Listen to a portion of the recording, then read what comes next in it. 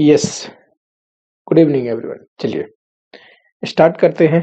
And आज के इस लेक्चर में हम डिस्कस करने वाले हैं, इंपॉर्टेंट है, फाइनेंशियल मैनेजमेंट का MTP2। फाइनेंशियल मैनेजमेंट का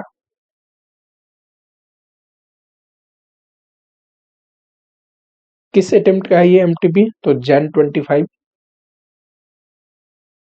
मॉक टेस्ट पेपर सीरीज 2। ठीक, इसमें दो क्वेश्चन है जो बड़ा इंटरेस्टिंग लगा मुझे। नंबर 1 वर्किंग कैपिटल मैनेजमेंट का, वर्किंग कैपिटल मैनेजमेंट का एक तो ये पढ़ाना है मुझे। नंबर 2 इन्वेस्टमेंट डिसीजन का भी क्वेश्चन बढ़िया है, इन्वेस्टमेंट डिसीजन का भी क्वेश्चन बढ़िया है। तो ये दोनों क्वेश्चन, वैसे तो MTP सारा डिस्कस करेंगे, ये दो क्वेश्चन बहुत ही बढ़िया क्वेश्चन है। इसमें भी अच्छा पॉइंट है, इसमें भी अच्छा पॉइंट है। जो MTP1 था MTP1 था उसमें एक था ना, फेयर वैल्यू निकालना था, fair value of company, correct. उसमें एक बच्चे ने डाउट पूछा था मैसेज करके। ये सेम डाउट आज से लगभग 6-7 महीने पहले जब सेमी क्वेश्चन किसी बच्चे ने पूछा था, ये पास्ट में आया हुआ क्वेश्चन है MTP में, तो सेम बच्चे का सेम डाउट था, है ना, मतलब उस बच्चे का भी सेमी डाउट था। मैं आपको जरा डिस्कस करा दूं। एक कंपनी है A लिमिटेड, एक कंपनी है B लिमिटेड। A लिमिटेड अगर एक्वायर कर रहा है B लिमिटेड को, ठीक, ये अगर इसको खरीदना चाहता है तो ये फेयर वैल्यू निकाल रहा है। किस लिए? कि भाई जब किसी कंपनी को खरीदोगे तो अपने को पता तो होनी चाहिए फेयर वैल्यू, तभी तो हम ठीक प्राइस पे नेगोशिएट कर पाएंगे, एक्वायर कर पाएंगे। तो जब A लिमिटेड फेयर वैल्यू निकाल रहा है तो डिस्काउंट रेट A लिमिटेड कौन सा यूज करेगा? इसके लिए जो रिक्वायर्ड रेट होगा, इसके लिए जो रिक्वायर्ड रेट होगा। ये B लिमिटेड जब अपनी कंपनी की वैल्यूएशन करता होगा तो अपना कॉस्ट ऑफ कैपिटल का रेट यूज करता होगा एज ए डिस्काउंट रेट, लेकिन A लिमिटेड जब बैठ के वैल्यू निकाल रहा है तो A लिमिटेड अपने लिए जो रिक्वायर्ड रेट ऑफ रिटर्न है उसको यूज करेगा। तो डिस्काउंट रेट में कंफ्यूजन क्लियर हुई। दूसरा टैक्स रेट को लेके, ठीक, ध्यान से देखना। A लिमिटेड है B लिमिटेड है, टैक्स रेट कौन सा एप्लीकेबल होगा? ऑब्वियस सी बात है, हम B लिमिटेड की वैल्यूएशन कर रहे हैं तो B लिमिटेड में फ्यूचर में लगने वाला tax rate, future tax rate of B limited. अब प्रॉब्लम क्या है कि हम इसमें दो एजम्पशन ले सकते हैं। पहला कि सर जब A लिमिटेड एक्वायर कर लेगा B लिमिटेड के तो इस कंपनी पे भी वही टैक्स रेट एप्लीकेबल हो जाएगा जो A लिमिटेड पे कर रहा था। ठीक, अगर टैक्स रेट मान लो डिफरेंट है, फॉर एग्जांपल ये 20%, 25%। इसका लॉजिक भी बताया था मैंने आपको कि इस कंपनी में मान लो ये स्टार्टअप कंपनी था, कम रेट से गवर्नमेंट टैक्स ले रही थी।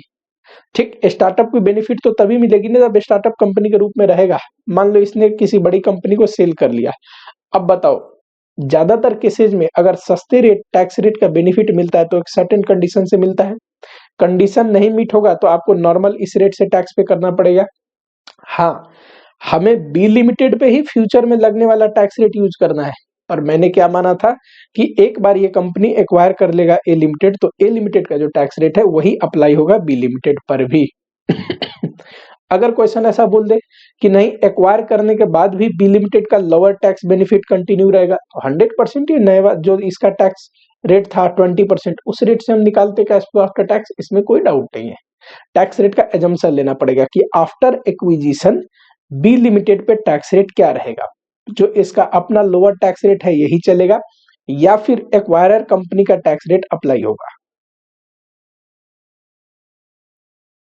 आई होप आप लोगों का क्लियर हुआ। अब जरा देखते हैं, किसी बच्चे का डाउट भी आ गया, कोई बात नहीं, डाउट लेते हैं थोड़ी देर में। अभी क्या करते हैं, डिस्कशन करते हैं MTP का। देखो मैक्सिमम क्वेश्चन बहुत ही आसान आता है। एक बच्चे का कमेंट आया कि सर मैंने MTP2 अटेंड किया, कॉस्ट एंड मैनेजमेंट अकाउंटिंग का 70 मार्क्स आए, क्या इतने आसान पेपर आएंगे एग्जाम में? 100% आएगा। एग्जाम में आने वाला पेपर मुश्किल थोड़ी ना होता है, मैक्सिमम चीज सिंपल एवरेज ही आएंगे। उसी में कंसेप्चुअल क्लियरिटी हो सकता है आपसे ज्यादा मांगे, पर क्वेश्चन सिंपल आएगा, बहुत लेंदी, बहुत मुश्किल नहीं आएगा।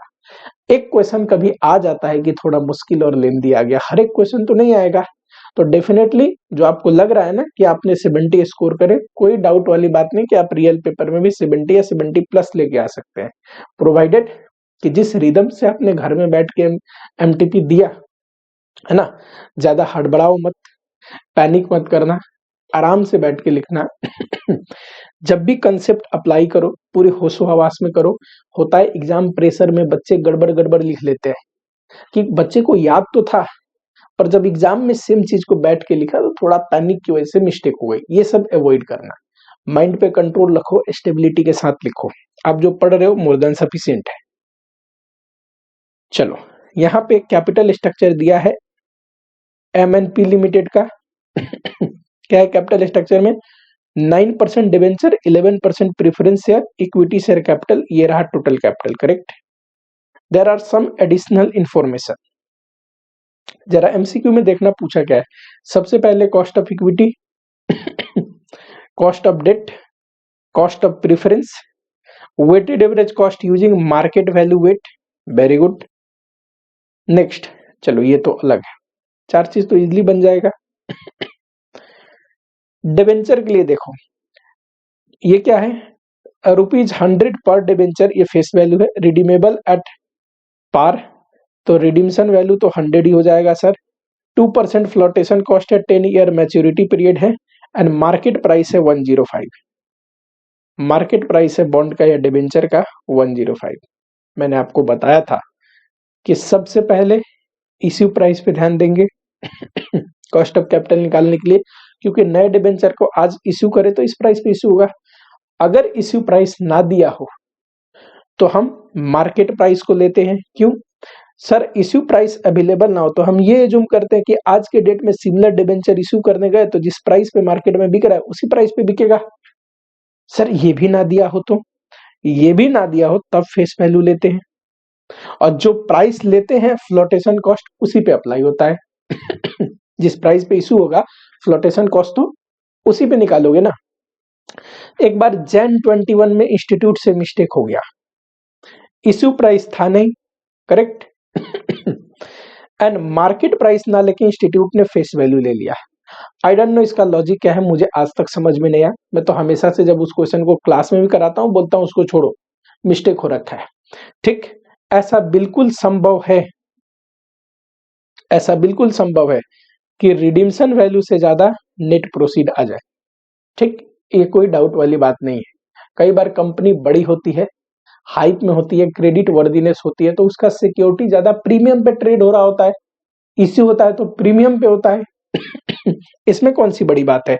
इस बात को इतना भी सिंपल, मतलब इतना भी कोई बड़ा चीज नहीं है कि आप समझ ना पाओ। तो इसलिए जो मैं पैटर्न पढ़ा रहा हूं उसको ध्यान रखना। पहले इश्यू प्राइस ना दिया हो तो क्या मार्केट प्राइस दिया है, वो भी ना दिया हो तब फेस वैल्यू।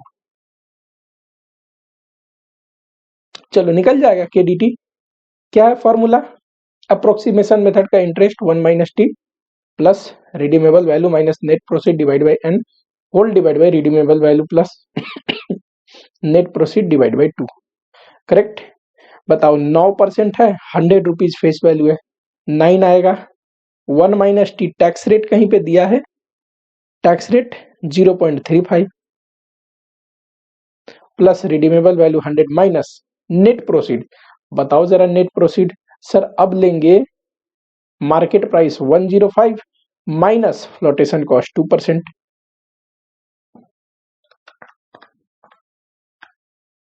102.9।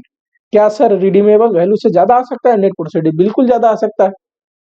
कोई अगर हाई क्रेडिट वर्दीनेस कंपनी है जिसका बड़ा नाम चला हुआ है, भले ही वो फेस पार पे रिडीम्ड करने वाली है, पर उसका सिक्योरिटी कई बार इश्यू होता है तो अट्रैक्टिव प्राइस पे इश्यू होता है। कौन सी बड़ी बात है इसमें? ठीक,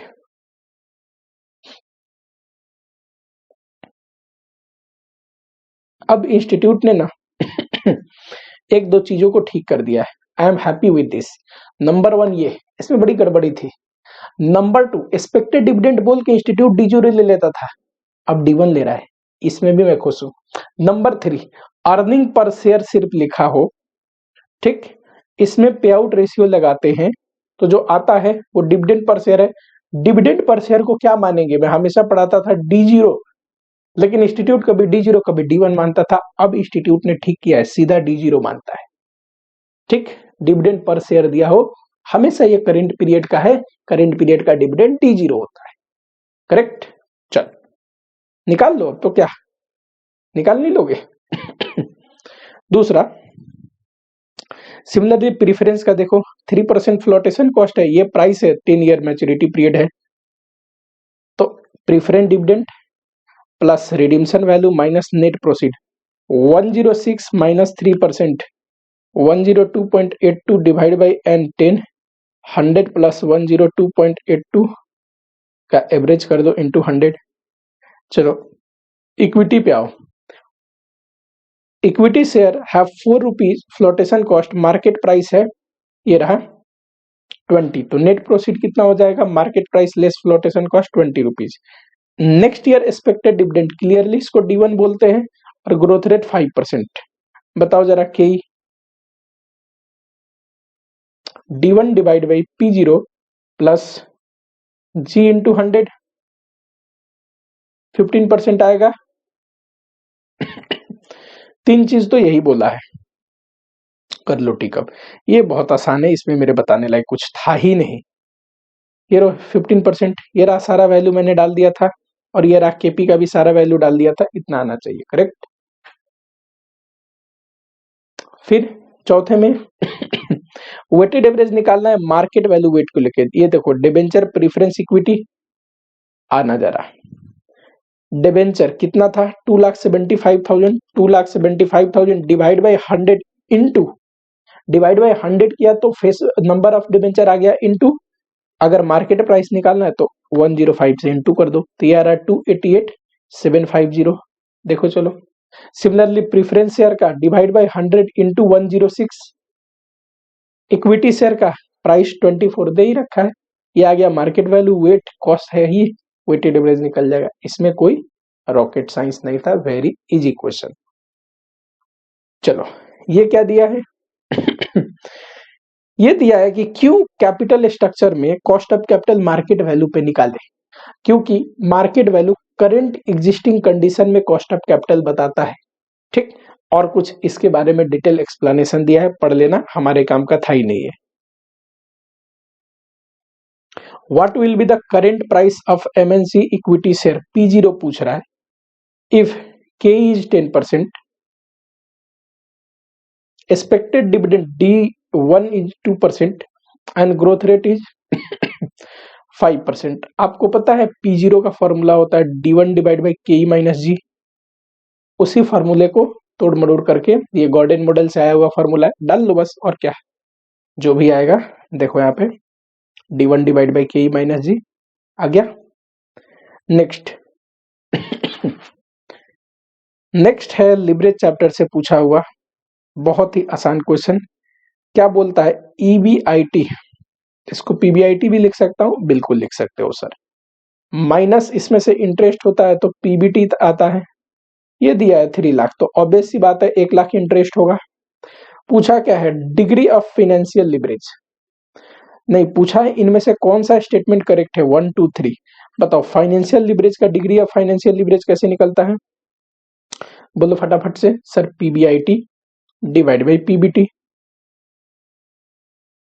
that is 4 lakh divide by 3 lakh. पहला स्टेटमेंट तो करेक्ट लग रहा है, हाँ जी करेक्ट है ये।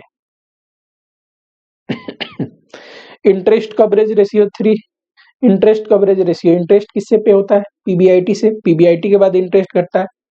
ठीक, कवरेज रेशियो क्या बताता है? हम कितना कैपेबल है इंटरेस्ट कॉस्ट को मीट करने के लिए, तो इसका फॉर्मूला हमने पढ़ा था PBIT डिवाइड बाई इंटरेस्ट। बताओ, तो ये 4 टाइम्स आना चाहिए, लेकिन ये लिखा है 3, तो ये तो इनकरेक्ट है। Operating profit ratio, operating profit का मतलब PBIT डिवाइड बाई ये रहा सेल इंटू 100। बताओ PBIT 4 लाख, सेल 25% आएगा, ये भी करेक्ट है। 1 और 3 करेक्ट है। चलो स्टॉक वेलोसिटी यानी कि होल्डिंग पीरियड दिया हुआ है 3 मंथ।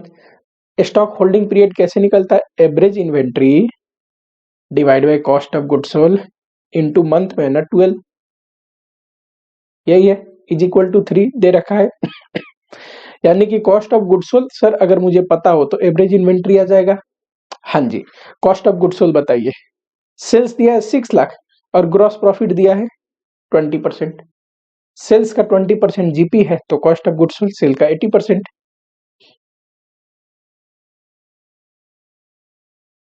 ये रहा। अब मुझे एक बात बताओ, इसमें कॉस्ट ऑफ गुड्स सोल्ड पता हो तो ये डालोगे तो एवरेज इन्वेंट्री आ जाएगा। हाँ जी सर, एवरेज इन्वेंट्री अगर आ जाए और ओपनिंग इन्वेंट्री पता हो तो क्लोजिंग नहीं आ जाएगा? आ जाएगा सर। कैसे? Opening plus closing divide by 2 is equal to average inventory. और क्या, चलो ठीक कर लो फटाफट। ये रहा cost of goods sold, average inventory आया, opening plus closing divide by 2, इससे आ जाएगा ये। ठीक। नेक्स्ट क्वेश्चन की ओर बढ़ते हैं फटाफट से। ये बढ़िया क्वेश्चन है, इसका आंसर बताओ तो मानो। क्या रहा है? Margin of safety is affected by, यानी कि किन किन में चेंजेस होने से मार्जिन ऑफ सेफ्टी चेंज होगा। ठीक, आपने एक फॉर्मूला पढ़ा है, operating leverage is equal to 1 by margin of safety. और इसको मैं ऐसे लिख दूं क्या, margin of safety is equal to 1 by operating leverage. यानी कि कोई भी ऐसा चीज जो ऑपरेटिंग लिवरेज को इंपैक्ट करेगा उससे मार्जिन ऑफ सेफ्टी की भी वैल्यू चेंज होगी। बताओ, यहाँ ऑपरेटिंग लिवरेज को चेंज करते जाओगे तो मार्जिन ऑफ सेफ्टी चेंज होगा कि नहीं? ऑब्वियसली होगा। अच्छा, ऑपरेटिंग लिवरेज कैसे निकलता है sir? Contribution divide by PBIT. यानी कि इनमें से कोई भी आइटम चेंज हुआ तो ऑपरेटिंग लिवरेज चेंज होगा, ऑपरेटिंग लिवरेज अफेक्ट होगा तो मार्जिन ऑफ सेफ्टी भी अफेक्ट होगा। नंबर 1, चलो यहीं से शुरू करते हैं। फिक्स कॉस्ट, फिक्स कॉस्ट में चेंज अगर आता है तो क्या चेंज होगा देखना जरा।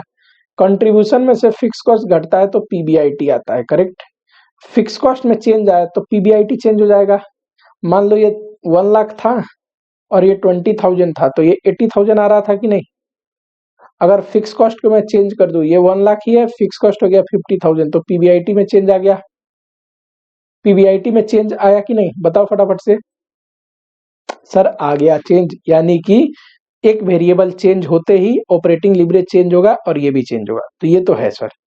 दूसरा, वॉल्यूम ऑफ सेल। अगर सेल्स का वॉल्यूम बढ़ता है तो कंट्रीब्यूशन भी बढ़ेगा उसी रेशियो में। सेल्स का वॉल्यूम बढ़ता है तो कंट्रीब्यूशन भी बढ़ेगा उसी रेशियो में। लेकिन ये क्या बोलते हैं, ईबीआईटी, फिक्स कॉस्ट तो सेम ही रहता है, तो इस वजह से ऑपरेटिंग लिवरेज में भी चेंजेस आएंगे और ये भी चेंज होगा। Third, PB ratio. PB ratio में अगर चेंज आता है, पीबी रेशियो कैसे निकलता है? Contribution divide by sales into 100।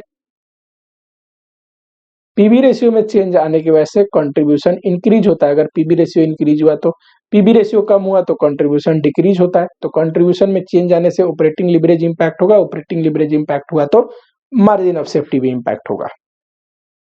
ठीक, चलो नेक्स्ट। ये तो एमटीपी 1 में जो डेटा दिया था ना, बिल्कुल मिलता जुलता डेटा दिया है, बस कुछ एडिशनल इंफॉर्मेशन है। और जो पूछा है वो बैलेंस शीट 2 ईयर का पूछा है, कोई बात नहीं। एमटीपी 1 में जो डेटा दिया था, क्यों उससे मिलता जुलता डेटा बता रहा हूं, ध्यान से पढ़ेंगे। इक्विटी शेयर कैपिटल दिया है, वर्किंग कैपिटल दिया है, बैंक ओडी दिया है, करेंट रेशियो दिया है। बताओ कहानी की शुरुआत कहां से करूं? सर वर्किंग कैपिटल दे और करेंट रेशियो दे तो इससे current asset and current liability निकल जाएगा। यहां से शुरू करेंगे। दूसरा, कैसे? इक्वेशन बना के, कल ही करवाया था एमटीपी 1 में भी। देखो करेंट रेशियो का फॉर्मूला होता है current asset divide by current liability. ठीक। इससे एक इक्वेशन बना लो, current asset is equal to कितना है, ये 2.5। इवन कल के भी डेटा एमटीपी 1 में भी 2.5 था, आपको याद है कि नहीं पता नहीं। 2.5 करेंट लायबिलिटी। चलो, और दूसरा, नेट वर्किंग कैपिटल 6 लाख है, वर्किंग कैपिटल कितना है, 6 लाख। ये कैसे होता है? Current asset less current liability. Current asset की वैल्यू डाल सकता हूँ 2.5 current liability minus current liability is equal to 6 lakh. तो करेंट लायबिलिटी तो आ गया कितना, 6 लाख डिवाइड बाई 1.5, 4 लाख। तो करेंट एसेट भी आ जाएगा 10 लाख। फिर यहां पे दिया हुआ है लिक्विड रेशियो, इसी को क्विक रेशियो बोलते हैं। चलो इसको यूज करते हैं इसको यूज करते हैं लिक्विड रेशियो को, तो स्टॉक आ जाएगा कैसे, current asset less stock divide by current liability, यही है ना लिक्विड रेशियो का फॉर्मूला, इज इक्वल टू 1.5। और करेंट एसेट पता है, करेंट लायबिलिटी पता है, स्टॉक नहीं आ जाएगा, आ जाएगा। ये जो इन्वेंट्री आया पता है, इसको क्लोजिंग इन्वेंट्री बोलते हैं, क्लोजिंग इन्वेंट्री बोलते हैं। बैलेंस शीट में इसी की जरूरत है, ठीक। उसके बाद ध्यान से देखना,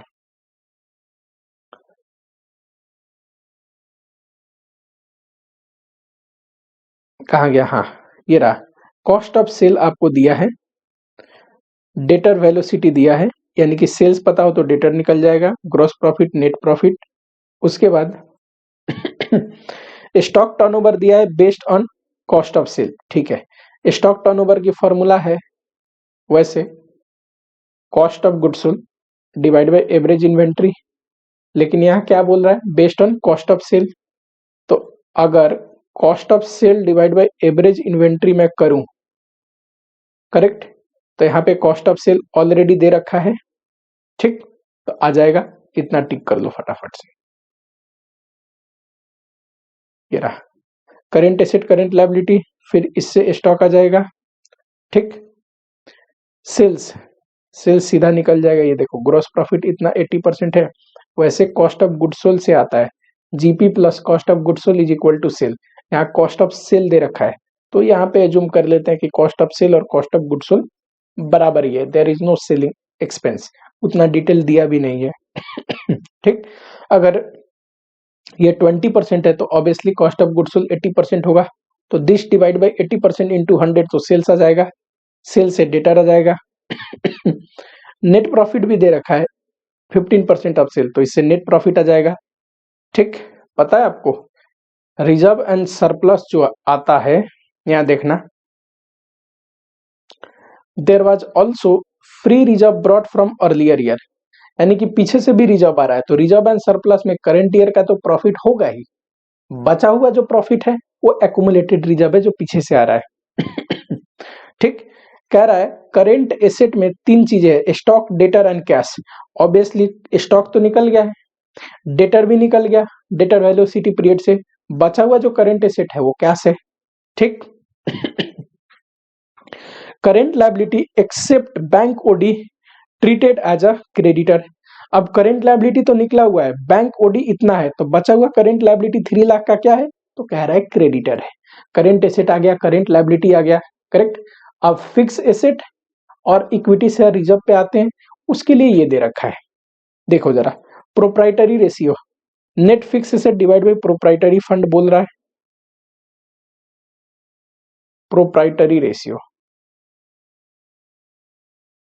fix asset divide bye proprietary fund 0.75 है।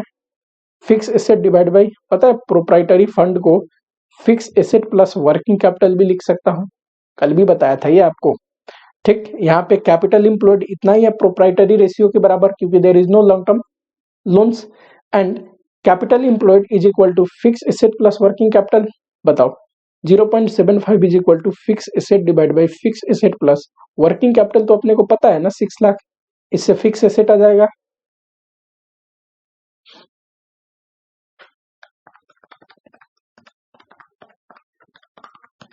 18 लाख का। एक बार फिक्स एसेट आ गया तो प्रोप्राइटरी रेशियो आ जाएगा, प्रोप्राइटरी फंड आ जाएगा, ठीक, प्रोप्राइटरी फंड आ जाएगा 18 लाख डिवाइड बाय 0.75, कितना आएगा सर 24 लाख। अगर इस 24 लाख में प्रोप्राइटरी फंड में होता क्या है, share capital and reserve and surplus, share capital ही 20 लाख का है, तो रिजर्व एंड सरप्लस 4 लाख का आया, इस रिजर्व एंड सरप्लस में भी करेंट ईयर का अगर प्रॉफिट 2,70,000 है नेट प्रॉफिट, तो बचा हुआ एक्यूमुलेटेड रिजर्व 1,30,000 का। सब चीज आ गया, डाल लो फटाफट से। एक साल का तो पीएल क्या बोलते हैं, ये बनी जाएगा 2023 का। ये निकाल दिया मैंने, ये निकाल दिया, ये निकाल दिया, ये निकल गया।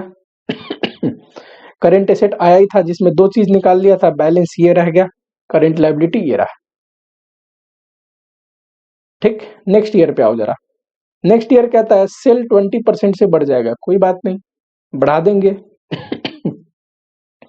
उसके बाद नेक्स्ट ईयर में स्टॉक आपको दिया है, क्रेडिटर दिया है, डेटर दिया है, कैश दिया है, यानी कि करेंट एसेट का ऑल आइटम दे रखा है। ठीक है, बैंक ओवरड्राफ्ट फुल्ली डिस्चार्ज है, करेंट लायबिलिटी का भी सब आइटम फिर तो दे दिया। करेंट लायबिलिटी में बैंक ओडी क्रेडिटर था, क्रेडिटर दे रखा है और बैंक ओडी है ही नहीं, तो आओ जरा इतना पोस्ट कर लो। ये तीन चीज दिया है, ये भी दिया है, और ये डिस्चार्ज हो गया, ये बता दिया। बच क्या गया सर? बच गया मोटा मोटी दो तीन चीज, और लॉन्ग टर्म एसेट की आइटम्स देखते हैं आगे। कह रहा है लॉन्ग टर्म इन्वेस्टमेंट एक परचेज किया है, बैलेंस शीट में आएगा इस बार। ये रहा लॉन्ग टर्म इन्वेस्टमेंट। अब बच गया एक ये, करेक्ट, और एक ये। चलो जरा, जिसमें शेयर कैपिटल में कोई चेंज नहीं है तो ये भी 20 लाख डाल दोगे। रिजर्व एंड सरप्लस और ये बच गए। आओ जरा यहां पे देखो, नेट प्रॉफिट जो है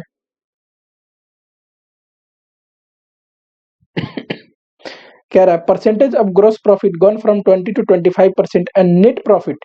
इस साल का नेट प्रॉफिट कितना है? 15% पिछले साल था, इस बार 16% ऑफ सेल है। 16% ऑफ सेल, सेल निकल जाएगा पिछली बार से 20% बढ़ा के। ये देखो सर, सेल आया पिछली बार से 20% इंक्रीज कर दीजिए, और नेट प्रॉफिट कितना आएगा उसका 16%, तो ये रहा नेट प्रॉफिट। ठीक, आ गया नेट प्रॉफिट। अब बताओ पिछली बार का, यहां देखना सब चीज दे रखा है, कुछ करना ही नहीं है आपको, डोंट वरी। बैलेंस शीट में आ जाओ, ये रहा, ये तो इतना है ही एक्यूमुलेटेड रिजर्व। ये पिछली बार 270 था, इस बार का कमाई जुड़ जाएगा, जुड़ने के बाद इतना आ जाएगा। अब एक तरीका है कि सब चीज डल गया तो ये बैलेंसिंग फिगर निकाल दे, या फिर दूसरा तरीका है एसेट की अकाउंट बना लो। मैं अगर एग्जाम में बैठा होता तो जब सब चीज निकाल लिया तो इसको बैलेंसिंग फिगर रख देता। एसेट के लिए कुछ इंफॉर्मेशन दे रहा है।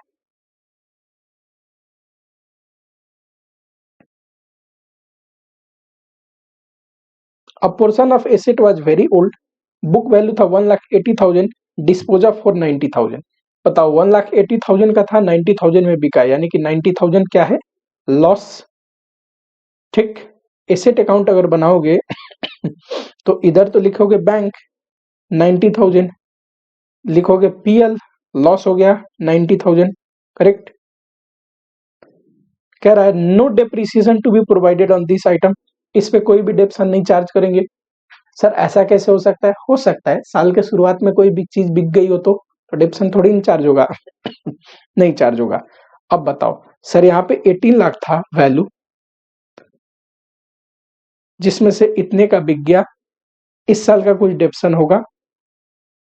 लास्ट में क्लोजिंग बैलेंस, बैलेंस सीडी। चलो बैलेंस सीडी तो आना चाहिए 1539, बचा हुआ क्या है इस बार का? डेप्रिसिएशन जो भी आएगा। ठीक, ऐसे डाल सकते हैं। एक इंपॉर्टेंट लाइन है यहाँ पे, लिखा है percentage of depreciation to fix asset provided at a rate in the previous year. इस लाइन में छोटा सा मिस्टेक है, पता नहीं आप लोगों ने नोटिस किया कि नहीं। इस बार का अगर डेप्रिसिएशन का परसेंटेज निकाले, ठीक है, इन पे तो डेप्शन लगा ही नहीं है, तो ये जो भी डेप्शन आएगा, कितना आ रहा है डेप्शन?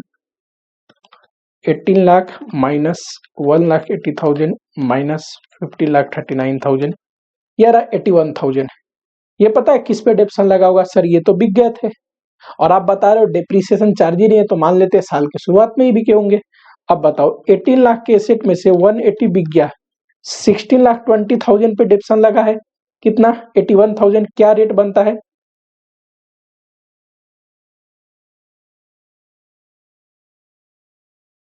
बताओगे मुझे? ये रेट बनता है 5%।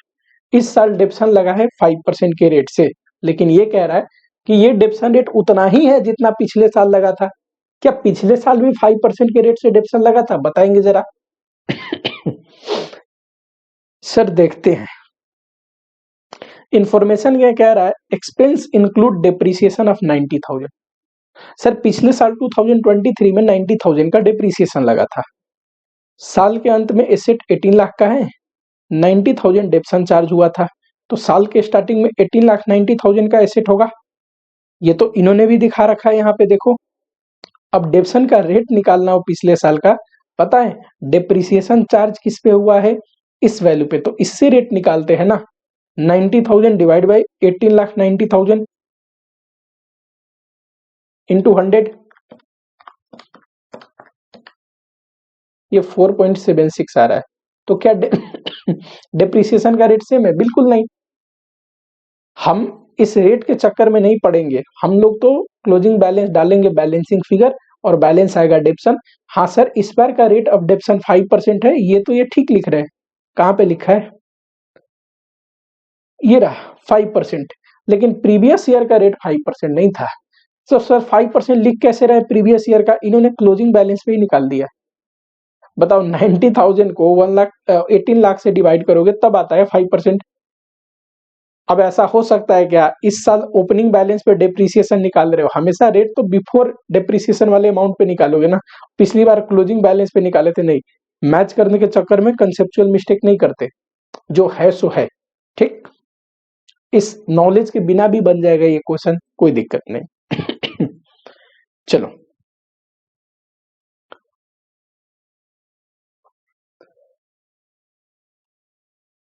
कैपिटल स्ट्रक्चर से क्वेश्चन है। कह रहा है एनआई अप्रोच को यूज करिए, नेट इनकम अप्रोच है ये। एन निकालो ओवरऑल कॉस्ट ऑफ कैपिटल, दे रखा है आपको annual earning before interest and tax, PBIT दिया है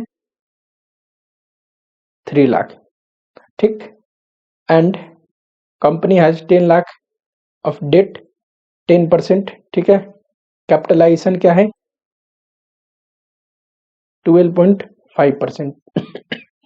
ये कौन से कैपिटलाइजेशन है? तो सर ये क्लियरली इक्विटी कैपिटलाइजेशन है। आपने पढ़ाया था, क्या पढ़ाया था मैंने? कि नेट इनकम अप्रोच मानता है कि कॉस्ट ऑफ इक्विटी कांस्टेंट रहेगा, और कॉस्ट ऑफ इक्विटी गिवन और कांस्टेंट रहता है इस थ्योरी के अनुसार। ये इक्विटी कैपिटलाइजेशन रेट है। आपको निकालना है K0। मैंने एक सीक्वेंस पढ़ा दिया है। सबसे पहले इंटरेस्ट हटाएंगे, जो कि आएगा 10 लाख का 10% 1 लाख, तो 2 लाख आया पीबीटी। क्योंकि उस समय टैक्स था नहीं, तो टैक्स रेट दिया नहीं रहता। देता तो हम टैक्स भी काटाते, पैट पे निकालते value of equity. Tax rate दिया नहीं तो वैल्यू ऑफ इक्विटी इसी पे निकलेगा। 2 lakh divide by 0.125, 16 lakh, plus value of debt 10 lakh, तो ये आ जाएगा 26 lakh value of form. K0 निकालना है, PBIT divide by value of form into 100। 3 lakh divide by 26 lakh into 100। जरा एक साथ जोड़ लगा के बताओ कितना आना चाहिए। चलो ठीक है, नेक्स्ट। ये आपको डेटा दिया है, सेल वेरिएबल कॉस्ट घटा के कंट्रीब्यूशन ये। अच्छा, ये वेरी इजी क्वेश्चन है, लिबरेज से बुक का ही क्वेश्चन है। कह रहा है what will be percentage change in EBT if sale increase by 6%। बताओ, ईबीटी और सेल का रिलेशन कंबाइंड लिवरेज बताता है, डिग्री ऑफ कंबाइंड लिवरेज क्या बताता है? Percentage change in EPS divide by percentage change in sale. और मैंने बताया था जितना परसेंट ईबीटी में चेंज आएगा उतना ही परसेंट ईपीएस में चेंज आएगा। ठीक है, अब बताओ कंबाइंड लिवरेज कैसे निकालोगे? पहले तो निकाल लो operating leverage, financial leverage, combined leverage. Contribution divide by PBIT कितना आएगा? 140 divide by 40, 3.5. Financial leverage EBIT divide by EBT 1.42 1428. Combined leverage इन्हीं का मल्टीप्लाई कर दो 4 टाइम्स। बताओ सेल में अगर इंक्रीज हो रहा है 6% तो ऑब्वियसली EBT इंक्रीज होगा 6 इंटू 4, 6 4 जा 24% इंक्रीज होगा। ठीक लिखा है 24% इंक्रीज। हाँ जी सर। नेक्स्ट बताइए EBIT कितने से इंक्रीज होगा इफ सेल इंक्रीज बाय 10%। ये रिलेशन ऑपरेटिंग लिवरेज बताता है। Percentage change in PBIT divide by percentage change in sale. Operating leverage 3.5 है, सेल बढ़ाना है अगर 10% से तो 3.5 इंटू 10 ये इंक्रीज हो जाएगा 35% से। Third percentage change in EBT if EBIT increase by 6%। Financial leverage बताता है, फाइनेंशियल लिवरेज है 1.1428 इंटू 6 करना जरा 6.86% आएगा। ठीक ये बहुत बेसिक था, मेरे पढ़ाने लायक ऐसा था ही नहीं कुछ इसमें। इंपॉर्टेंट क्यों बोल रहा हूं इसके दो कारण है। इंस्टीट्यूट ने यहाँ पे जो सॉल्यूशन दिया है उसमें 2 सॉल्यूशन प्रोवाइड करना चाहिए था। यहाँ पे 2 अल्टरनेटिव एजम्पशन से सॉल्यूशन बन सकते हैं, specially valuation of finish goods में। तो मैं इसलिए बोल रहा हूं कि इसमें थोड़ा सा और एक्सटेंडेड इसका आंसर देना चाहिए था। जो दिया है वो भी करेक्ट है। कहां पे इसको डबल एजम्पशन लिया जा सकता है बताता हूं। ABC Limited, a newly formed company, has applied a private bank for first time financing its working capital requirement. अगर न्यूली फॉर्म्ड कंपनी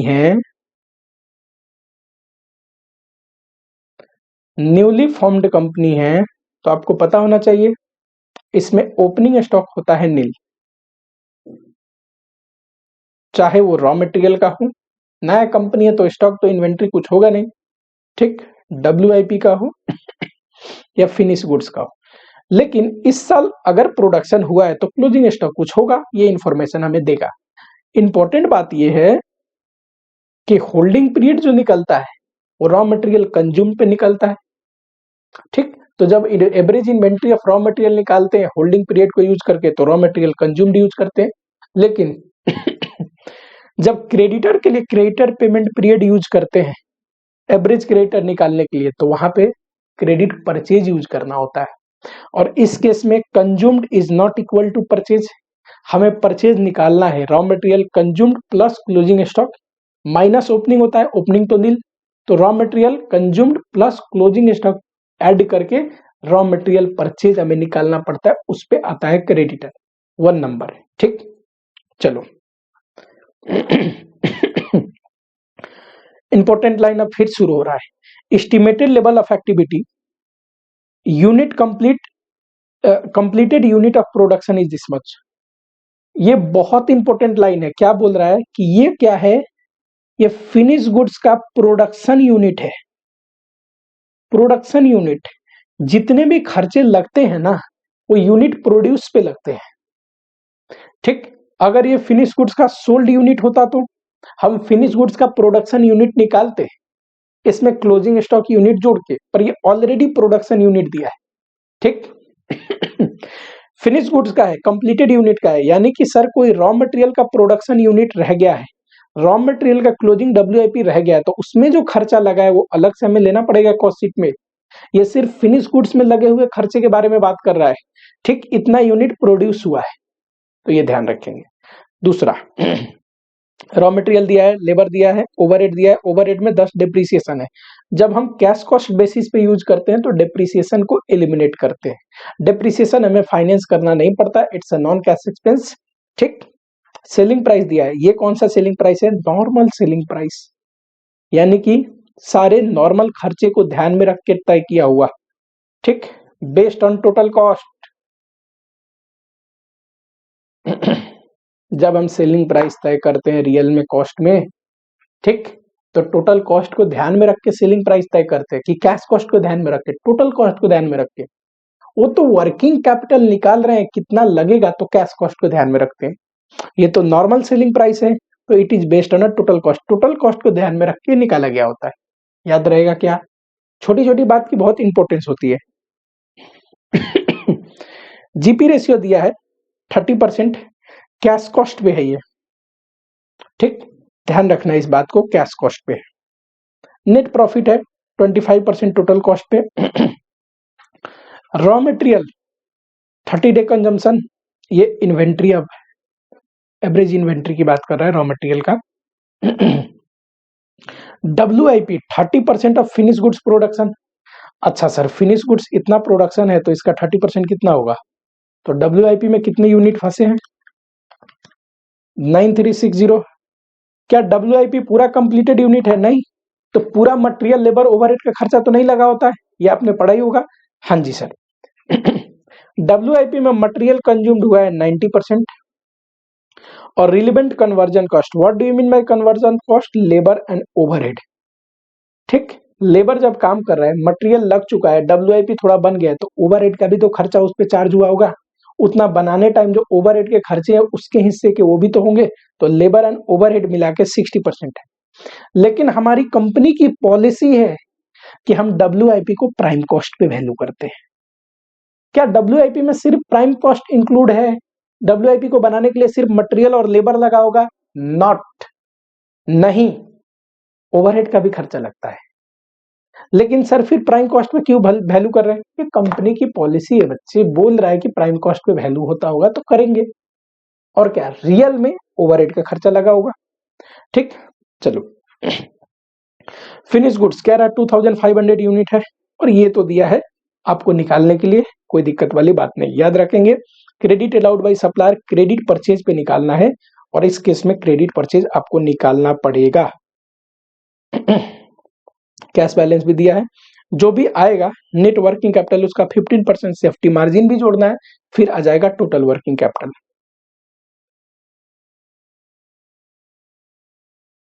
ठीक। Production is carried evenly through out the year, 360 days लेना है। Wages and overhead occurred similarly, यानी कि ये भी evenly occurred हुए होते हैं, ठीक है, कोई बात नहीं। All the sales are on credit, ठीक। You are required to estimate calculate net working capital requirement, ठीक है। चलो यहाँ पे आ जाओ। सबसे पहले ऐसे टाइप के क्वेश्चन में हम कॉस्ट शीट बनाते हैं। ये है यूनिट प्रोड्यूस, ये 40 के रेट से इनकर्ड हुआ है। क्या है खर्चे का रेट? 40 25 40 40 25, और ये तो 30 के रेट से। क्यों? सिर्फ 10 रुपया इसमें ओवरहेड का खर्चा है ना, क्या बोलते हैं, डिप्रिसिएशन का खर्चा है ना, तो ये रहा। लेकिन ये WIP यूनिट भी तो प्रोड्यूस हुए हैं, ये तो फिनिश गुड्स के है, बस खर्चे तो WIP में भी लगा है। बताओ, दिस इंटू 40, WIP का कैसे आएगा? 9360 इंटू 40 का रेट मटेरियल 90% कंप्लीटेड है, इंटू 90। लेबर ओवरहेड का 9360 इंटू 25 इंटू 60%, ये 9360 इंटू 30 इंटू 60%, और ये टोटल आ गया WIP का, ठीक। अब हमें स्टार्ट करते हैं अपनी कैलकुलेशन। सर टोटल कॉस्ट अगर लेना हो तो मटेरियल कंज्यूम में ये प्लस ये आएगा, लेबर में ये प्लस ये आएगा, ओवरहेड में ये प्लस ये आएगा, दोनों को जोड़ोगे तो टोटल ये आएगा। इसमें टोटल प्रोडक्शन का कॉस्ट है, टोटल प्रोडक्शन का, फिनिश गुड्स का भी प्लस WIP का भी।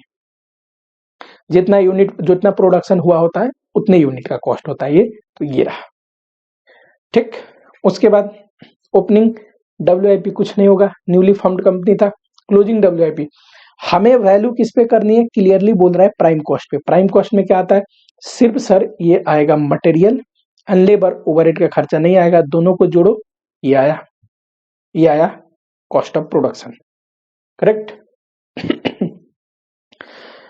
ओपनिंग फिनिश गुड्स कुछ नहीं है, closing stock of finish goods, ये इंपॉर्टेंट है। मेरा दो कंसर्न है। नंबर 1, इन्होंने जो किया है ये भी करेक्ट है, यस 100% करेक्ट। और इसका दूसरा भी अल्टरनेटिव हो सकता था जो थोड़ा आसान होता, मैं बताता हूं। पहले तो इन्होंने क्या किया है यही डिस्कस करते हैं। बताओ, भले ही हमने डब्ल्यूआईपी वैल्यूएशन करते टाइम, डब्ल्यूआईपी की वैल्यूएशन करते टाइम ओवरहेड का खर्चा नहीं लिया डब्ल्यूआईपी में, क्योंकि ये हमारी पॉलिसी, हम जनरली प्राइम कॉस्ट पे वैल्यू कर देते हैं, पर रियल में तो इनकर्ड हुआ होगा। और जब फिनिश गुड्स की वैल्यूएशन कॉस्ट ऑफ प्रोडक्शन पे करते हैं तो हमें कॉस्ट ऑफ प्रोडक्शन कौन लेनी चाहिए? एक्चुअल। ये कौन सा कॉस्ट ऑफ प्रोडक्शन में? इसमें एक झोल है ना, इसमें डब्ल्यूआईपी जो वैल्यूएशन हमने कर रखा है ऊपर, ये करेक्ट नहीं है, तो हमें एक्चुअल कॉस्ट ऑफ प्रोडक्शन लेनी चाहिए। एक्चुअल कॉस्ट ऑफ प्रोडक्शन निकालने के लिए डब्ल्यूआईपी की वैल्यूएशन सही करनी पड़ेगी। जरा आओ सही वैल्यूएशन करो तो डब्ल्यूआईपी का, अगर आप सही वैल्यूएशन करोगे तो ये तीनों लेना पड़ेगा, मटेरियल, लेबर, ओवरहेड, इरेज करो, ये लेना पड़ेगा। मटेरियल, लेबर, ओवरहेड इतना आएगा 645,840। फिर आता कॉस्ट ऑफ प्रोडक्शन 3609,840 माइनस 645,840। ठीक, क्लोजिंग स्टॉक की वैल्यूएशन करना है। ये रहा कॉस्ट ऑफ प्रोडक्शन 31,200 यूनिट का, 2,500 यूनिट का कितना बताओ? ये रहा 237,500। यही किया है इन्होंने। लॉजिक समझ में आया कि भले ही डब्ल्यूआईपी की वैल्यूएशन प्राइम कॉस्ट पे कर रहे हैं, लेकिन फिनिश गुड्स की वैल्यूएशन करने के लिए हमें एक्चुअल कॉस्ट ऑफ प्रोडक्शन लेने की जरूरत है। सर एक्चुअल में डब्ल्यूआईपी में ओवरहेड का भी खर्चा लगा होता है, ये तो हमारी पॉलिसी है कंपनी की वैल्यू करना प्राइम कॉस्ट पे, तो कर दिया। ठीक, रियल कॉस्ट में ओवरहेड आएगा। दूसरा तरीका समझ में आया क्या? ये थोड़ा समझाना जरूरी था। सेकेंड कंसेप्ट, क्या हमें इस पे डायरेक्ट कर सकते हैं फिनिश गुड्स की वैल्यूएशन? अगर सीधा इस पे करते तो 31,32,480 डिवाइड बाई 31,200 इंटू 2,500 कितना आता?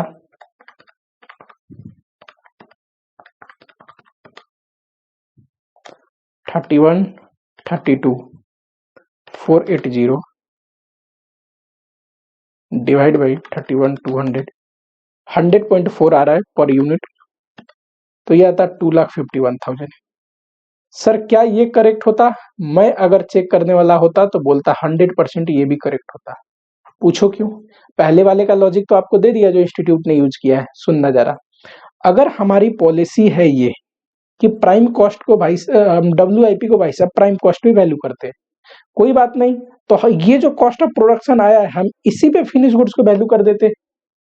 हम जरूरी थोड़ी ना है कि हमेशा एक्चुअल कॉस्ट ही लेते हैं, कुछ कुछ चीजें तो हमें डिसीजन मेकिंग के लिए या वैल्यूएशन के लिए उसी को एडॉप्ट करना होता है जो हमारी कंपनी की पॉलिसी है। फॉर एग्जांपल मटेरियल प्राइसिंग हम एवरेज मेथड से कर देते हैं, मटेरियल प्राइसिंग फीफो मेथड से कर देते हैं, क्या ये एग्जैक्ट कॉस्ट देते हैं? नहीं। अरे एग्जैक्ट कॉस्ट निकालना है तो स्पेसिफिक कॉस्ट मेथड करना पड़ेगा, फिर तो ये संभव नहीं है, तो हम कोई पॉलिसी एडॉप्ट करते हैं।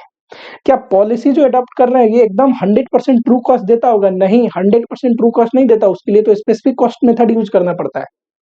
तो क्या सर जब कोई डिसीजन लेना होता है या कॉस्ट चार्ज करना होता है तो हम क्या स्पेसिफिक कॉस्ट मेथड से एग्जैक्ट कॉस्ट निकालते हैं? नहीं, जो हमारी कंपनी की पॉलिसी है उससे जो आया है उसी को एडॉप्ट करते हैं। ऐसे ही अगर डब्ल्यूआईपी वैल्यूएशन की जो पॉलिसी है उससे जो प्राइम कॉस्ट ऑफ प्रोडक्शन आया है इस पे निकाल सकते हैं, कोई दिक्कत नहीं है। ठीक, तो उससे इतना आना चाहिए था। बच्चे सीधा आप ये निकाल रहे हो, गलत नहीं होनी चाहिए, आपको नोट दे देना, या फिर बेहतर क्या है कि छोड़ो ना, इंस्टीट्यूट से क्या पंगा लेना। मैंने आपको ये तो बता दिया कि ये कैसे आया है, जब इतना समझा दिया लॉजिक तो आपके ऊपर है, कर सकते हैं। ठीक, ये भी गलत नहीं है। कैसे? जो हम पॉलिसी एडॉप्ट करते हैं किसी ट्रीटमेंट के लिए, उस ट्रीटमेंट को करने के बाद जो भी वैल्यू आता है उसको हम एक्सेप्ट करते हैं किसी भी डिसीजन में, किसी भी कॉस्ट चार्ज करने में, क्योंकि हमने वो पॉलिसी अडॉप्ट किया है। तो ये जो कॉस्ट ऑफ प्रोडक्शन आया डब्ल्यूआईपी को चार्ज करके, भले ही डब्ल्यूआईपी ये एक्चुअल नहीं है पर ये हमारी पॉलिसी है इस वैल्यू पे चार्ज करना। हालांकि नियम तो क्या कहता है, पॉलिसी में चेंज करो भाई, पॉलिसी हमें ऐसी रखनी चाहिए कि ट्रू एंड फेयर व्यू दे किसी भी चीज का, है कि नहीं? पर क्वेश्चन जैसा बोलेगा मुझे तो वैसा करना पड़ेगा ना। ट्रू एंड फेयर व्यू देने के लिए ओवरहेड का कॉस्ट जुड़ना जरूरी है डब्ल्यूआईपी में। ठीक, चलो, बहुत टाइम ले लिया मैंने छोटी सी बात के लिए। ये आ गया। ठीक, उसके बाद आइए जरा,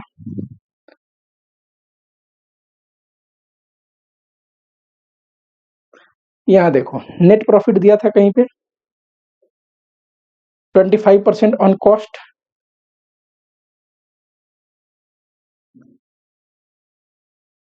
वर्किंग नोट पे आओ, ये रहा नेट प्रॉफिट।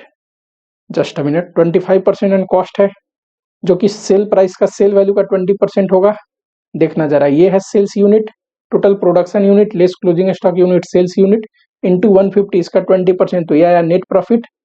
ये नेट प्रॉफिट को आप डाल दोगे कॉस्ट शीट में, तो ये आ गया आपका नेट प्रॉफिट। करेक्ट। अब बताओ, अगर सेल्स निकालना हो, आपको पता है cost of good sold plus GP is equal to sales. अगर ग्रॉस प्रॉफिट 30% है कैश कॉस्ट पे, तो बताओ कॉस्ट ऑफ गुड सोल्ड कितना होगा? 70%। कॉस्ट ऑफ गुड सोल्ड 70%, क्योंकि ये जीपी 30% कैश कॉस्ट कह रहा है। ठीक, तो ये कॉस्ट ऑफ गुड सोल्ड जो हम लेंगे, तो यहां देखो ये हमने कैश कॉस्ट पे ही निकाला है ना कॉस्ट ऑफ गुड सोल्ड। तो सेल निकालना हो तो मजे की बात sir, cost of good sold दे रखा है, ये अगर 70% है सेल का, तो सेल कितना बताओ? 2894 980 डिवाइड बाई 0.7। एक और क्वेश्चन पूछूंगा अभी, 4135 686, ये रहा सेल्स। तो इससे घटाओगे तो ये आ गया कॉस्ट ऑफ सेल, दोनों का डिफरेंस है सेलिंग एक्सपेंस रख देना। ठीक, आप बोलोगे सर नॉर्मल सेल आपने क्यों नहीं निकाला? नॉर्मल सेल आप निकाल सकते थे, 31,200 माइनस क्या बोलते हैं, 31,200 माइनस 2,500 इंटू 150। मैंने नॉर्मल सेल इसलिए नहीं निकाला क्योंकि नॉर्मल सेल जो निकलता, नॉर्मल सेल अगर हम निकालते तो ये कॉस्ट सही नहीं आता। हमें निकालना है कॉस्ट ऑफ सेल, किस बेसिस पे? कैश कॉस्ट बेसिस पे, कैश कॉस्ट बेसिस पे। नॉर्मल अगर सेल निकालता, नॉर्मल प्रॉफिट आता था, तो ये जो कॉस्ट ऑफ सेल आता ये टोटल आता। मुझे टोटल नहीं चाहिए, कॉस्ट ऑफ सेल चाहिए। किस लिए सर? डेटर की वैल्यूएशन के लिए। लेकिन मुझे कॉस्ट ऑफ सेल कौन सा चाहिए? कैश कॉस्ट चाहिए। नॉर्मल सेल तो मैंने आपको बताया था टोटल कॉस्ट के बेसिस पे सेलिंग प्राइस तय होता, तो उसमें डिप्रिसिएशन का भी इंपैक्ट होगा। हमें total cost, normal total cost नहीं चाहिए, कैश कॉस्ट चाहिए। तो कैश कॉस्ट निकालने के लिए मैंने जीपी रेशियो को थ्रू यूज किया, क्योंकि जीपी रेशियो में एक हिंट दिया हुआ था कि ये कैश कॉस्ट पे के बेसिस पे वैल्यू करके दे रहे हैं, तो इसलिए वहां से जो आएगा सेल, वो क्या होगा बताओ फटाफट से, बोलो फटाफट से सर। वो होगा कैश कॉस्ट को ध्यान में रख के। ठीक, तो ये आया रिवर्स कैलकुलेट करके। अब सब चीज आ गया, आराम से आप लिख सकते हैं। ये रहा stock of material, material consume पे आता है। चलो कॉस्ट शीट में मटेरियल कंज्यूम डीए प्लस ये दोनों, स्टॉक ऑफ डब्ल्यूआईपी निकला है, फिनिश गुड्स निकला है, ये कॉस्ट ऑफ सेल पे निकाल लोगे, कोई दिक्कत नहीं, कैश दिया हुआ है। ये आ गया क्रेडिटर, ये आता है परचेज पे, ध्यान रखोगे। परचेज कैसे? Raw material consumed plus closing stock देखो कंज्यूम्ड इतना है, क्लोजिंग स्टॉक कितना है, तो परचेज आ जाएगा। सिमिलरली लैक इन वेजेज, ये रहा ना वेजेज का अमाउंट, देखना जरा sir, this plus this total wages आएगा, तो ये रहा, आराम से अब निकाल लोगे। सेफ्टी मार्जिन जोड़ोगे, मेरे बताने लायक कुछ नहीं था, जो बात थी मैंने बता दी। यही पे थोड़ी सी बारीकी मिस हो जाती है इंस्टीट्यूट से, जो मैंने आपको बताया ना कि ये दोनों पॉइंट लिखना चाहिए, क्योंकि बच्चे जो पढ़ रहे हैं ना, उनके उस डेप्थ में पता होना जरूरी है कि फिनिश गुड्स ऐसे वैल्यू हुआ है तो किस बेसिस पे हुआ है, दूसरा तरीका से होता तो किस बेसिस पे होता। पर इंस्टीट्यूट इतनी बारीकी से बताता नहीं, पता नहीं क्यों नहीं बताता, मुझे नहीं पता। चलो नेक्स्ट क्वेश्चन पे आओ।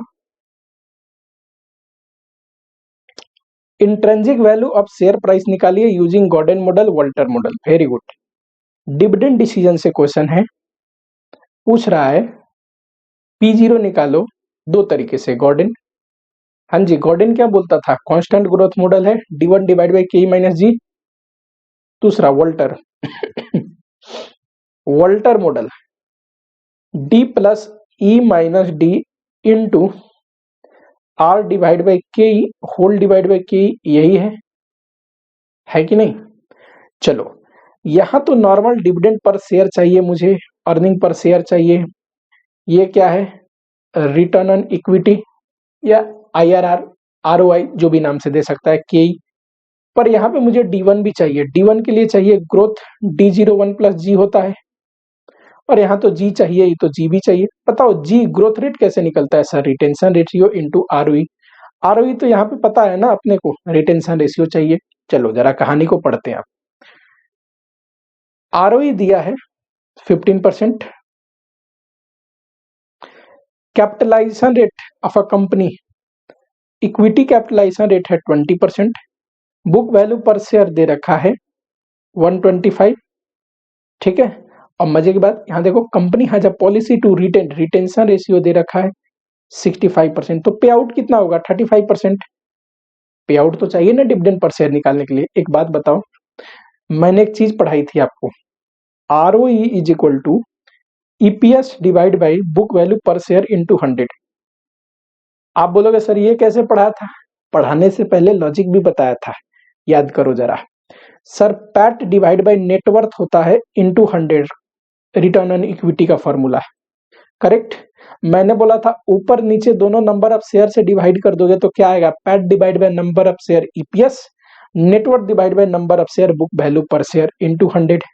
पर शेयर में निकालो या बच्चे टोटल में निकालो, रिटर्न ऑन इक्विटी तो सेम ही रहने वाला है। बोलो फटाफट से। चलो सर ये दे रखा है 0.15, EPS मुझे निकालने हैं। अच्छा ये दे रखा है, कितना दिया है 125, इससे EPS आ जाएगा, हाँ जी सर 18.75, ठीक। ये तो अर्निंग पर शेयर है। अच्छा डिविडेंड पर शेयर निकालना हो तो इंटू 35% पे आउट है ना, 6.56। अब जरा आओ, अच्छा ग्रोथ रेट निकालना हो तो sir retention ratio into ROE, 15 into 0.65, 9.75%। अब निकाल नहीं सकते आप, ये रहा 9.75%, ये रहा EPS, ये रहा जो हमने निकाला था D01 प्लस जी, करोगे D1, ये आ गया फॉर्मूला, यहाँ पे ये आ गया। सारा इंपॉर्टेंट बात क्या था, रिटर्न ऑन इक्विटी से EPS निकालना। चलो नेक्स्ट, अच्छा नेक्स्ट कैपिटल बजटिंग का क्वेश्चन है, बहुत बढ़िया क्वेश्चन है। देखो कई बार क्या होता है ना कि इंस्टीट्यूट जो हमें कैलकुलेट करने को बोलता है ना, वो मैथमेटिकली करेक्ट होते हैं कि हाँ वैसा किया जा सकता है, लॉजिकली करेक्ट नहीं होते। ऐसे क्वेश्चन के लिए मैं बहुत दुखी होता हूँ, क्योंकि हम एक प्रोफेशनल एग्जाम पढ़ रहे हैं, तो हमें मैथमेटिकली करेक्ट होने के साथ साथ लॉजिकली करेक्ट होना जरूरी है। क्वेश्चन को इंस्टीट्यूट को ऐसा फ्रेम करना चाहिए कि जो मैथमेटिकली करेक्ट तो है ही, लॉजिकली भी करेक्ट है। इस क्वेश्चन को थोड़ा और बेहतर बनाया जा सकता था, पर इनने क्या बोल दिया कि इंडियन टैक्सेशन को ध्यान में रख के, इंडियन लॉ को ध्यान में रख के, यहां देखना इंडियन लॉ को ध्यान में रख के डिसीजन देना है, ठीक। तो अब जो बोलेगा क्वेश्चन वो हमें करना पड़ेगा। चलो Hempers private limited is a globally recognised consultancy firm having presence in various country across globe and current headquarter उसका अहमदाबाद में है, ठीक है। प्लान कर रहा है एक ब्रांच खोलने का ऑस्ट्रेलिया में, ठीक। यहां से कहानी अब शुरू हो रही है। The company hired professional for preparation of project and fee paid 2 lakh. कोई प्रोजेक्ट शुरू करने से पहले ही अगर हम कोई खर्चा कर लेते हैं, ये संक कॉस्ट है। आज की डेट में आप प्रोजेक्ट आगे शुरू ना भी करो तो ये खर्चे तो हो गए, ये कौन से आने वाले। तो डिसीजन मेकिंग में संक कॉस्ट को इरिलेवेंट माना जाता है, correct. Also incurred 5 lakh in research and development. Oh my God, ये भी संक कॉस्ट है। अभी प्रोजेक्ट स्टार्ट करने से पहले ही रिसर्च किया, कंसल्टेंसी लिया, ये सारे क्या है, संक कॉस्ट है। आज की डेट में प्रोजेक्ट शुरू भी ना करूं तो ये खर्चे तो चले गए। तो इसलिए प्रोजेक्ट आगे शुरू करूं कि ना करूं, ये डिसीजन लेने टाइम इन खर्चों को ध्यान में नहीं दिया जाता है। डिटेल में आप लोगों को ये सब पढ़ाया है। As per the project report company will require initial outlay of ये 25 करोड़। इनिशियल इन्वेस्टमेंट में कैपिटल इन्वेस्टमेंट कितना चाहिए 25 crore and working capital 5 crore. तो इनिशियल इन्वेस्टमेंट तो हमें 30 करोड़ का चाहिए, ठीक, जिसमें 25 करोड़ फिक्स एसेट में है एंड 5 करोड़ क्या है वर्किंग कैपिटल बिजनेस चलाने के लिए। Company is planning to operate very long period of time, company सोच रही है लंबे समय तक ऑपरेट करेंगे। However for the sake of simplicity the calculation shall end under 10 years. कह रहा है वैसे तो हम ये प्रोजेक्ट डाल रहे हैं ना, ये लंबे पीरियड के लिए डाल रहे हैं, पर ये प्रोजेक्ट करे कि ना करे ये डिसीजन लेना है तो थोड़ा सिंपल कर देते हैं, 10 साल का डेटा को ध्यान में रख के आपको डिसीजन लेना है। Very good. Earning before tax but after deducting interest is given. बताओ इंटरेस्ट का खर्चा जब दिया हो हमें घटाना होता है? नहीं। क्यों? सर जब हम इन्वेस्टमेंट करते हैं तो पैसा अगर डेट वालों का लगा है तो कमाई में कैश फ्लो में इंटरेस्ट भी लेंगे, डेट वालों का भी तो कैश फ्लो लेना पड़ेगा। फिर मैंने ये लॉजिक पढ़ा था कि हम टैक्स सेविंग क्यों नहीं कंसीडर करते इंटरेस्ट पे, तो मैंने बोला था जब हम कॉस्ट ऑफ डिस्काउंट रेट निकालते हैं, कॉस्ट ऑफ कैपिटल निकालते हैं, तो वहां पे ऑलरेडी डेट के कॉस्ट में टैक्स सेविंग कंसीडर कर लेते हैं, केडीटी निकालते हैं कि नहीं, इस वजह से। ये अर्निंग बिफोर टैक्स है, इंटरेस्ट घट गया है। अगर कोई इंटरेस्ट घटा है तो हमें इंटरेस्ट को वापस जोड़ना पड़ेगा। पैट दिया होता है तो इंटरेस्ट कितना जुड़ता है, इंटरेस्ट 1 माइनस टी। क्यों? मैंने बोला था टैक्सेशन घटने के बाद तो इंटरेस्ट में आफ्टर टैक्स हो गया है, पर ये तो सर अर्निंग बिफोर टैक्स है तो पूरा इंटरेस्ट जोड़ना पड़ेगा, 1 माइनस टी नहीं करेंगे, टैक्सेशन अभी घटा ही नहीं है। घट गया होता टैक्स, पैट दिया होता तो इंटरेस्ट 1 माइनस टी करके जोड़ते, फिर कैलकुलेशन और थोड़ा लेंदी हो जाता। चलो तो ये सिंपल है, इंटरेस्ट बस जोड़ना है, ठीक, और ये 10 साल का दे रखा है चलो, the above amount shall include allocated common cost of 12,05,50,000। बताओ जब हम कोई प्रोजेक्ट करते हैं ना तो सिर्फ उससे रिलेवेंट कॉस्ट को डिसीजन में लेते हैं। अगर हेड ऑफिस का या मेन कंपनी का कोई एलोकेटेड कॉस्ट उसके हिस्से में बट रहा है उसको नहीं लेते। क्यों? सर ये प्रोजेक्ट नहीं भी करोगे तो वो खर्चा तो हेड ऑफिस में इनकर्ड हो ही रहा है। तो ये जो एलोकेटेड कॉस्ट है, जनरल ओवरहेड है, कंपनी लेवल के खर्चे जो उस प्रोजेक्ट पे बांट रहे हैं उसको क्या बोलते हैं, irrelevant for the purpose of decision making. तो भाई साहब इसको भी कैश फ्लो में घटाने की जरूरत नहीं है, ठीक। इंक्लूड है यानी कि घट चुका है तो वापस जोड़ना पड़ेगा। इंटरेस्ट तो जोड़ ही रहे हैं, ये जो घट चुका है 12,50,000 इसको भी एड बैक करना पड़ेगा, ठीक है company will distribute 10% dividend every year on a post tax earning. जब भी कंपनी कमा लेगी तो 10% डिविडेंड डिस्ट्रीब्यूट करेगी, इसको भी कैश फ्लो में लेने की जरूरत नहीं। कैश फ्लो में हम इनफ्लो में क्या लेते हैं, सिर्फ उस प्रोजेक्ट का रेवेन्यू।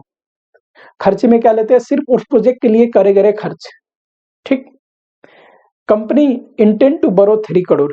अब आ गया डेट की कहानी। डेट कितना है, 3 crore at a post tax interest rate of 6.5% in India.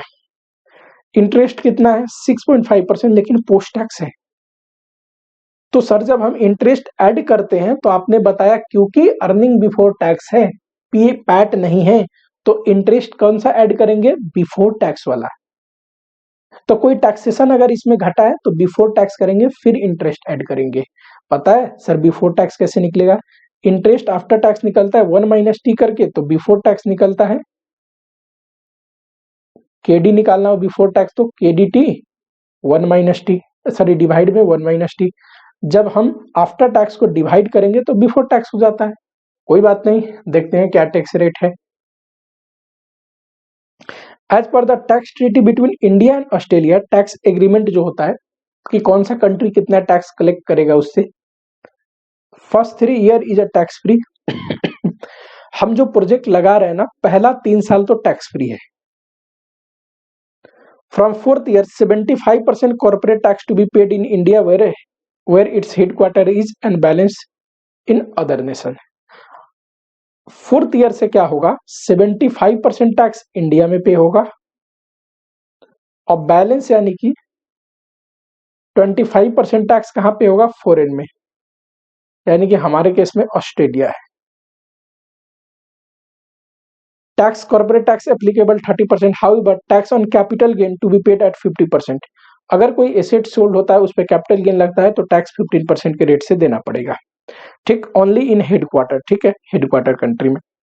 Salvage value for depreciation purpose is 90 lakh. जब भी डेप्शन निकालेंगे सेल्वेज वैल्यू 90 लाख है तो 25 करोड़ का एसेट है, 90 लाख करोड़ में लिख रहा हूं, salvage value divide by life कितना आएगा डेप्रिसिएशन,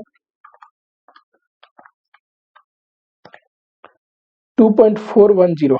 ठीक, चलो, the asset would be dispose in the market at 3 crore 50 lakh at end. ये है सेल वैल्यू। वैसे तो देखो अलग बोल दिया तो कर लिया, नहीं तो सेल्वेज वैल्यू होता क्या है, जितने में अंत में बिकने वाला है उसी को हम सेल्वेज वैल्यू मानते हैं। Realisable value at the end of life, that is salvage value. पर बोल रहा है डेप्रिसिएशन के लिए सेल्वेज वैल्यू 90, तो मैंने 90 लाख ले लिया और कोई दिक्कत नहीं। पर लास्ट में बिकेगा कितने में, 3 करोड़ 50 लाख में, याद रखेंगे क्या। चलो, Hemspers private limited desire a premium of 3% on a current MCLR of 12%। ठीक, MCLR क्या है, marginal cost of fund based on lending rate. जो मार्केट में लेंडिंग रेट है ना उस पर 3% हम एक्स्ट्रा ले लेते हैं डिस्काउंट रेट के लिए, और कह रहा है लेंडिंग रेट है 12%, तो 12 में 3% जोड़ देंगे तो 15% होता है। ये 15% मेरे लिए क्या है, डिस्काउंट रेट इस प्रोजेक्ट के लिए। Assume no other asset in a block, important block of asset का कंसेप्ट कह रहा है कि मान लीजिए कि कोई और एसेट ब्लॉक में है ही नहीं। अब इससे क्या होगा, दो चीज होगी। शुरू में जब हम एसेट में इन्वेस्टमेंट करते हैं तो ब्लॉक ऑफ एसेट का कंसेप्ट क्या बोलता है, WDB ओपनिंग तो 0 है, प्लस एडिशन हो गया, ये रहा 25, कितना है 25, हाँ 25 करोड़ माइनस, अभी तो कोई सेल वैल्यू है नहीं तो ये 25 करोड़, यानी कि एसेट भी है वैल्यू भी है, तो डेप्शन चार्ज करेंगे। अंत में बताओ सर, अंत में ये पुराना एसेट हो जाएगा, इसका कुछ WDB होगा, कितना होगा 90 लाख, 0.9, यही तो है जो अंत में WDB बचा होगा, प्लस कुछ एडिशन सर है ही नहीं, 0, लेस सेल वैल्यू सर ये हमें पता है 3.5, बताओ अब क्या आया WDB, इसी पे चार्ज होता है ना डेप्शन सर, निगेटिव। जब WDB नील आया, बात बताओ, जब भी WDB नील आता है उस साल में हम क्या करते हैं सर, ये साल में लास्ट के साल होगा 10th ईयर, 10th ईयर में इस वैल्यू पे हमें डेप्शन चार्ज करना था, ये वैल्यू निगेटिव आ रहा है, निगेटिव का मतलब मैंने नील लिख दिया, WDB कभी निगेटिव नहीं हो सकता तो हम नील लिखते हैं, तो उस केस में डेप्रिसिएशन चार्ज नहीं होता, क्या निकलता है, कैपिटल गेन। आपको पता होना चाहिए ब्लॉक ऑफ एसेट कंसेप्ट में डेप्रिसिएशन चार्ज करने के दो कंडीशन है, WDB पॉजिटिव भी होनी चाहिए, ब्लॉक में एसेट भी होनी चाहिए। ब्लॉक में कोई एसेट भी नहीं है, WDB ऐसे भी क्या आ रहा है, निगेटिव यानी कि नील आ रहा है, तो हम कैपिटल गेन अंत के 10th ईयर में चार्ज करेंगे। 10th ईयर में ब्लॉक ऑफ एसेट के कंसेप्ट में इस वैल्यू पे डेप्शन निकलता है, यानी कि 10वें साल में डेप्शन निकलेगा नहीं, 10वें साल में कैपिटल गेन निकालेंगे। पूछा क्या है, calculate NPBF of project assuming Indian law को ध्यान में रखते हुए, और ये तो 2 नंबर देखते हैं। पहले पहला क्वेश्चन, वेरी गुड, ये रहा, इसमें कोई डाउट है, नो सर। एलोकेटेड एक्सपेंस जो घटा हुआ है जोड़ दिया, इसमें कोई डाउट, नो। इंटरेस्ट ये बताओ, 3 करोड़ है, 6.5%, आप बोलोगे सर बिफोर टैक्स करो ना, शुरू का 3 साल तो टैक्स रेट 0 है, तो आफ्टर टैक्स बिफोर टैक्स यही होगा, 3 करोड़ में 0.3 करोड़ का ये रहा 0.195 करोड़, करोड़ में आ रहा है, लेकिन चौथे साल से टैक्स रेट है, टैक्स रेट है, चौथे साल से टैक्स रेट है, तो बताओ KD बिफोर टैक्स करना हो तो KDT 6.5% डिवाइड बाई 1 माइनस 0.3,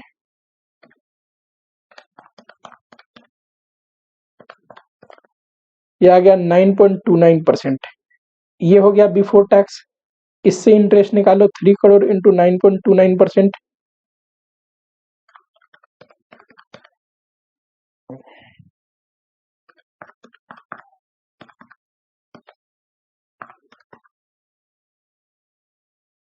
हाँ देखो कर रखा होगा इन्होंने भी।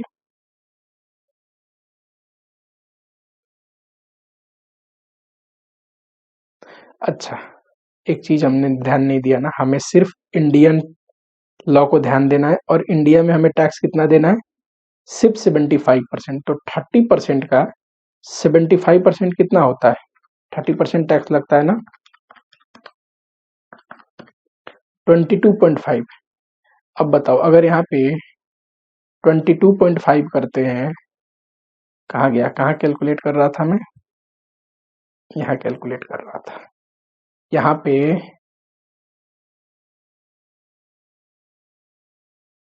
ये करना हो तो कितना आएगा,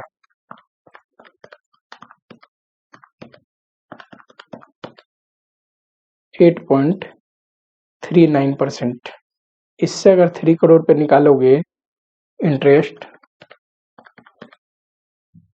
तो ये आएगा 0.252 कर दो, ठीक, करोड़, यही कर रखा है, ठीक, ये रहा। इन पीरियड में टैक्स रेट था तो हमने बिफोर टैक्स किया, ठीक। ये आ गया project before tax, profit before tax, revise correct कर दिया हमने। फिर टैक्सेशन देखो, फर्स्ट 3 साल में तो है ही नहीं, उसके बाद वाले साल में टैक्सेशन है, निकालो जरा। 5.127 करोगे, इतना ही है ना, 5.127, और टैक्स रेट कितना है, सिर्फ इंडिया को ध्यान में रखना है, इंडियन लॉ को ध्यान में रखना है। तो इंडियन लॉ को ध्यान में रखोगे तो 22.5% लगेगा, 75% ही टैक्स लगता है इंडिया में, बचा हुआ फॉरेन में, हमें सिर्फ इंडिया को ध्यान में रख के करना है, ठीक। तो ये आया। ऐसे ही सारे ईयर का पीबीटी में 22.5% टैक्स निकालोगे तो पैट आएगा, वापस से डेप्शन ऐड कर दोगे, डेप्शन निकलवा दिया था तो कैश फ्लो आफ्टर टैक्स आएगा। लास्ट के साल में डेप्शन क्यों नहीं, क्योंकि लास्ट के साल में सर ब्लॉक ऑफ एसेट के कंसेप्ट से कैपिटल गेन आना है, ठीक, ये रहे।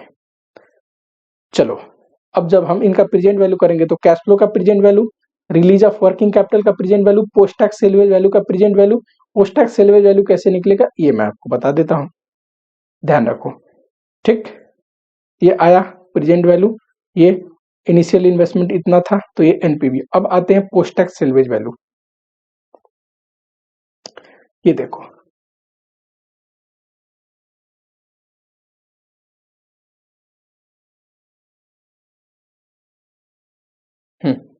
अंत में ये रहा हमारा ब्लॉक ऑफ एसेट का वैल्यू। लास्ट के साल में तो डेप्शन चार्ज हुआ ही नहीं है, तो स्टार्टिंग में ये सेल्वेज वैल्यू तो रहेगा, ये भी रहेगा, क्योंकि ये लास्ट ईयर का डेप्शन है, चार्ज ही नहीं हुआ है।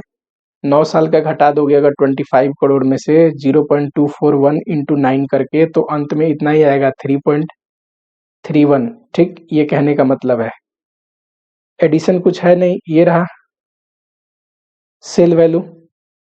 अब देखो सेल वैल्यू इतना है और ये रहा WDB, तो आया गेन, गेन पे लगेगा टैक्स, तो ये आया।